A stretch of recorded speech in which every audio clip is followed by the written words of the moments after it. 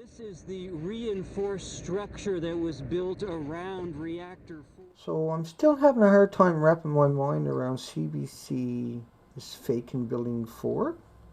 Because they say in the video there's 3 melted reactors. For as complicated as that mission is inside Reactor 4, it's nothing compared to what lies ahead in the 3 melted down reactors, which are still so radioactive that the technology to retrieve that fuel has not yet been developed.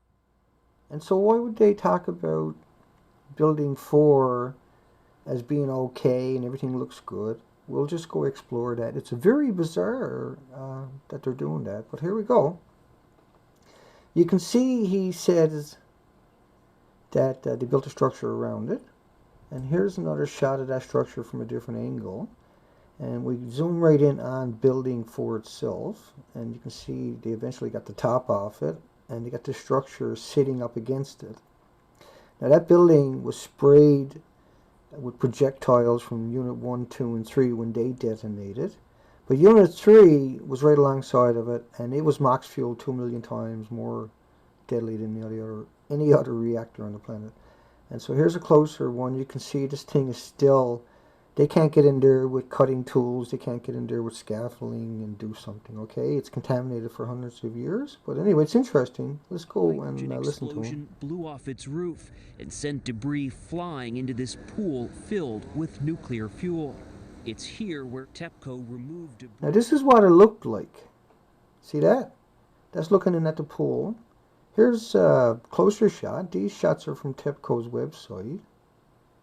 Now here's a look at what he's showing you. That's what CBS just showed us. But here's what the pool actually looks like. And that's full of carcinogens. This was taken by remote control just after the accident. And you can see what CBS is showing us, what Seth is showing us as Unit 4, and that doesn't add up. You can't actually physically get in there and work without dying 2 weeks later, if you're lucky to live that long.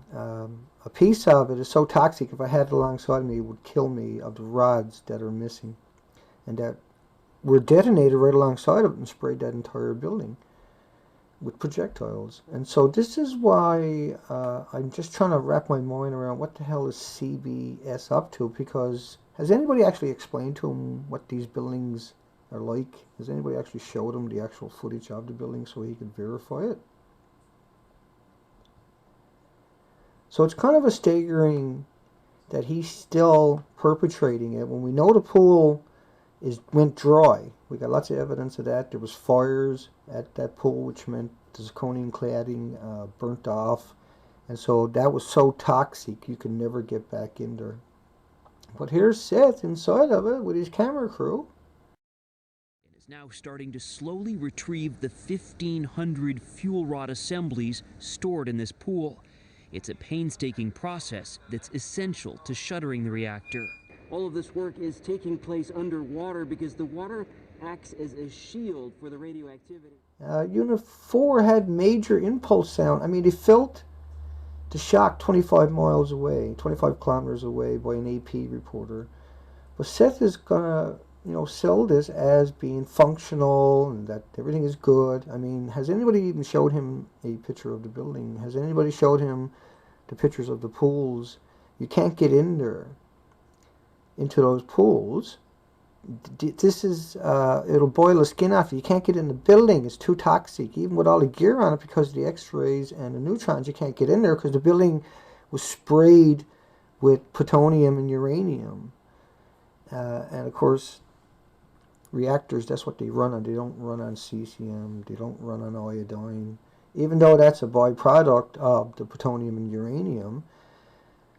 And this was max fuel right alongside of it. This also had, Unit 4 had plutonium into it. But here's Seth claiming that the building looks like that on the interior. Tashi Hara was working at this plant when the earthquake struck. TEPCO has been criticized right along that it's not able to handle this cleanup work. Do you feel that that TEPCO is equipped to do this? の仕事はこの We've installed new equipment, he told us. Our mission is to do this right. Can't look like that on the interior with those great big detonations. I mean, it destroyed the building. Look at it. That's Unit 4. Here's what the pool, one part of the pool looked like when you finally got a look at it. You can't get down there and pull all of that stuff up there. If you try to wiggle those rods, if you finally get at them, those bundles, and where they're broken, they release more noble gases back into the environment. But look how clean the structure Seth is showing us, CBS. Look at that. I mean, that's amazing. And it has nothing to do with the actual building, Unit 4. You can see how close Unit 3 is to it. This was a 10-story building. It detonated beyond imagination, folks. This was a massive building with massive carnage. And it looks, you know, it's not the one that Seth is showing everybody. That's got nothing to do with Unit 4. So why is he showing it to everybody? And they even take it so far as when Seth is leaving, he says he got a dose equal to an X-ray. Before being escorted out, we were checked for radiation levels, just like the 4,300 decontamination workers who go through this every weekday. Decommissioning this plant is work that'll likely stretch on for 40 years.